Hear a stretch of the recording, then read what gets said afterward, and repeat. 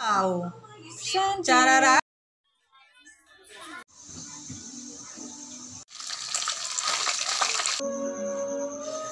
Kaninang umaga lang yan, pagising mo yung tipong wala ka pang hila-hilamos pero nautusan ka ng bumili ng mabait na gulay. Mabait na gulay ang tawag ko sa upo dahil sabi nga nila kapag daw nakakain ka niyan ay babait ka nga daw. At kapag ganitong malapit na ang mahal na araw o yung tinatawag nga na Kwaresma ay usong-usong nga yung gulay na yan. At naalala ko nga noon nung maliliit pa kami, kada kakain nga kami sa mga pabas ay wala ngang ibang ulam kundi nga ginisang upo. At dahil konti nga lagi nakapagtanim ng upo dito sa may amin, kaya naman konting laki lang ay nabibili nga kaagad. At yung iba nga para makasigurado na magiging kanila na yung upo kapag lumaki ay nilalagyan nga nila ito ng pangalan. At dahil meron nga kami ditong bias, ang gagawin nga naming luto sa upo ay nilaga. At dahil mabait nga si grade 7 ngayon at maaga pa nga siyang nagising, kaya naman siya na ang kumuha ng malunggay ay siya pa nga ang naghimay.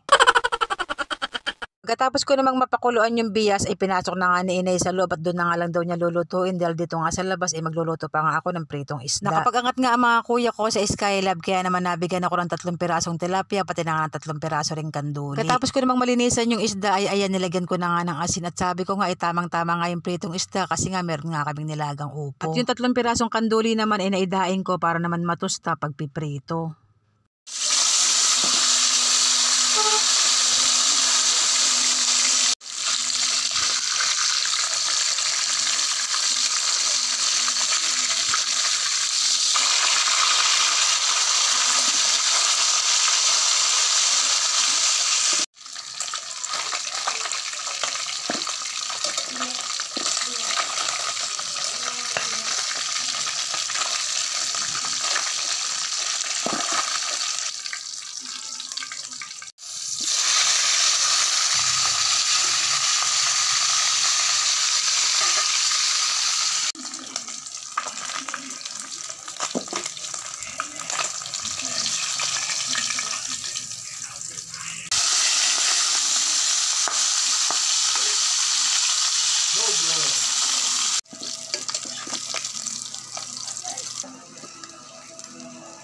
At ayan na nga, tapos na nga ako magprito ng tilapia pati na nga ng kanduli. At yung itlog nga pala ng kanduli ay inalis ko nga kanina dahil nagtatalsikan nga. At tamang-tama nga lang din dahil pagkatapos ko nga magprito ng mga isda ay tapos na nga rin magluto si Inay na nilagang upo na meron ngang bias. Inilabas ko na nga rin tong adobong manok na natira nga namin kagabi na dapat nga ay ulam ng asawa ko. Yun nga lang ay hindi nga siya umuwi. Dalawa pa nga lang kami ni grade 7 nakakain ngayon kasi nga si Criminology at ABF at saka nga si Yums ay mga tulog pa. Kanino ko pa nga sila ginigising at sabi ko nga ay kumain na kasi nga anong oras na nga iyan. Pero ayaw talaga nilang gumising kasi nga kapag ginigising ko sila ay akala nga nila ay uutusan ko sila.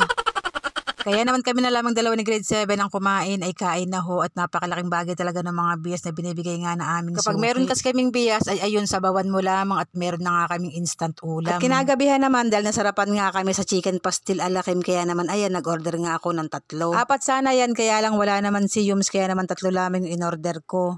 Wow! Chararap! Ano pa yan? Teyohan. Boiled egg. Siya yung pot-pot. Sana sa lab din. Wow. Kain na, kain na. Hindi, doon ko sa kabila. Doon ka. Yun, masarap ba? Sarap. Kanin pa.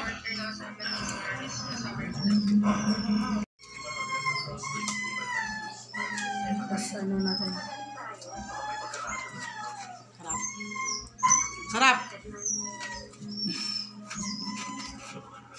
Sobrang nasarapan talaga kami kaya naman shout out kay Ma'am Lisa ng Brisbane, Queensland, Australia. Ay ma'am, salamat po sa palaging panonood na aking vlog. God bless you po. Yun lang, salamat.